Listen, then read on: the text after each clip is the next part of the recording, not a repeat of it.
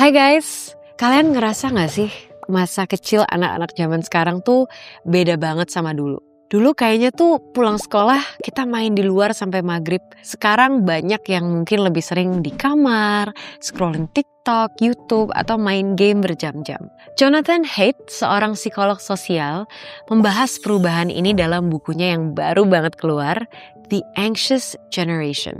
Dia cerita bahwa sejak awal 2010-an, masa kecil telah mengalami rewiring atau perubahan besar-besaran. Dari masa kecil berbasis dunia nyata menjadi masa kecil berbasis layar. Dan ini tuh bukan cuma perubahan gaya hidup, tapi juga salah satu penyebab utama naiknya tingkat kecemasan, depresi, dan isolasi sosial di generasi sekarang. Kalau kamu seorang orang tua, pendidik, atau mungkin seseorang yang penasaran kenapa sih generasi sekarang jauh lebih anxious, this one is for you.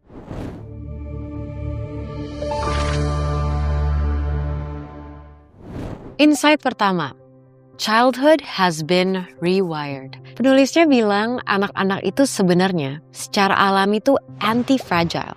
Artinya mereka justru tumbuh dan berkembang ketika menghadapi tantangan, bukan pada saat dijauhkan sepenuhnya dari resiko. Nah, kalau dulu masa kecil kan diisi dengan free play, main di luar, naik sepeda, berantem terus baikan, eksplorasi lingkungan. Sekarang lebih banyak screen time. We've replaced play-based childhood with phone-based childhood. Nah, ketika anak gak punya cukup waktu untuk bermain bebas, ternyata mereka tuh gak belajar cara menyelesaikan konflik sosial. Gak terbiasa ambil resiko kecil, dan gak ngembangin sense of independence. Kalau dipikir-pikir mungkin kita dulu sering dimarahin karena pulang terlalu sore dari main. Sekarang banyak orang tua justru lega kali ya karena anaknya di rumah terus. Padahal kenyataannya mereka bukan bener-bener di rumah. Mereka lagi ada di dunia lain. YouTube, Instagram, Roblox. Menurut penulisnya, kita harus perlahan kasih kembali ruang bagi anak untuk bermain bebas, tanpa terlalu banyak pengawasan,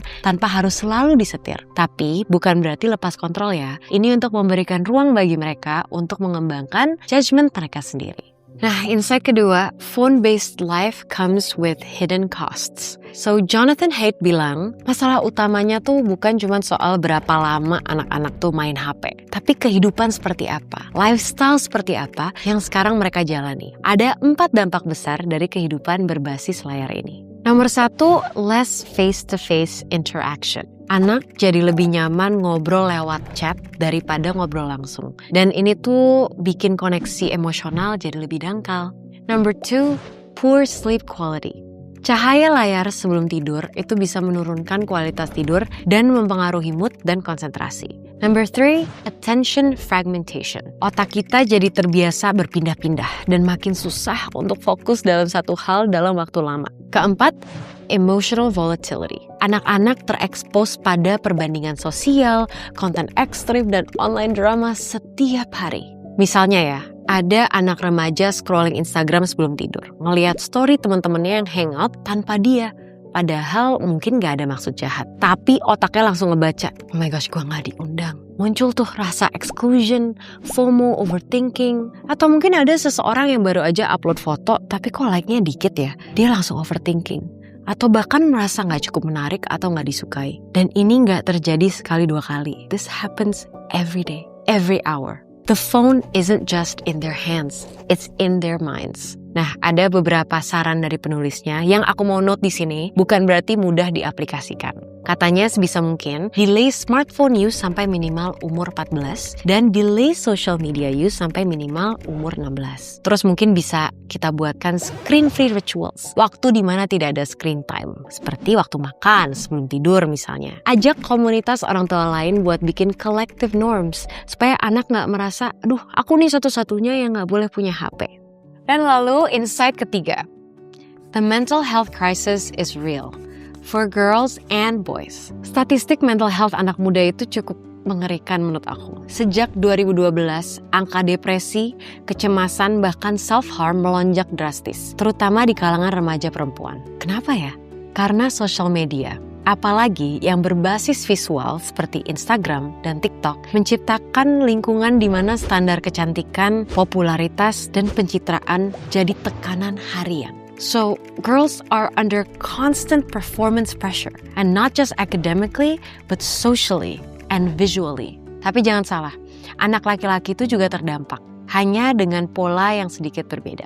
Banyak cowok yang mulai menarik diri, menghabiskan waktu sendirian di depan game atau konten algoritmik. Mereka mungkin gak seaktif anak perempuan di social media, tapi sama-sama loh kesepiannya, kehilangan motivasinya, dan terjebak di loop yang gak sehat. So, for the writer, girls tend to implode, boys tend to explode.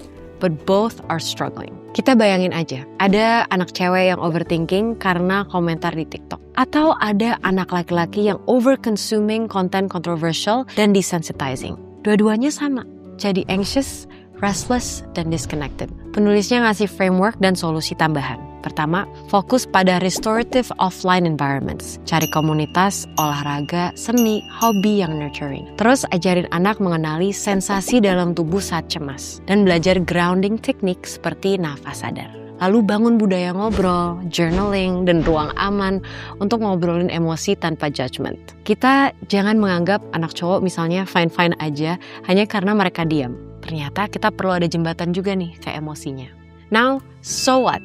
This book itu bukan buku yang menurut aku menyalahkan orang tua ya, atau menyuruh kita semua jadi anti teknologi. Tapi buku ini tuh ngasih semacam pemahaman bahwa sistem tumbuh kembang anak sekarang yang sangat berbasis layar dan penuh tekanan sosial, itu ternyata punya konsekuensi serius yang gak bisa kita abaikan as a society. Dan jujur aja, menurut aku framework atau solusi-solusi yang ditawarkan gak gampang dijalankan. Pasti kita mikir dong, gimana caranya kita ngelarang anak punya smartphone kalau semua temennya udah punya? Atau mana mungkin kita sebagai orang tua bekerja bisa nemenin anak main di luar tiap hari? So I know that it's hard, and it really is. And the writer himself acknowledges this isn't a solo mission. It requires collective action. Kita perlu adanya sekolah yang berani jadi phone free. Kita perlu komunitas orang tua yang kompak nih bikin batasan yang serupa. Kita juga perlu budaya yang pelan-pelan geser dari overexposure ke overconnection yang nyata. Tapi walaupun susah, mengetahui idealnya itu tetap penting. Karena dengan tahu arah, kita bisa mulai nih dari langkah kecil. Mungkin makan malam tanpa layar, nunda pemberian sosial media, atau mungkin cuma ngajak anak jalan sore sambil ngobrol. Dan kalau kamu belum bisa memenuhi semua standar ini, it's totally okay. You know, we shouldn't feel guilty because we're all learning and we're doing our best in a system that moves faster than we can catch up. What matters is that we're trying with intention, with awareness, and with love. Okay, thank you guys for listening, curious people. Kalau kamu punya adik, anak, keponakan, atau kamu sendiri pernah ngerasa overwhelmed sebagai bagian dari the anxious generation, please share your thoughts and your experiences in the comments below. And jangan lupa juga subscribe, nyalain notification buat muklis berikutnya. Don't forget to like as well. See you soon. Bye.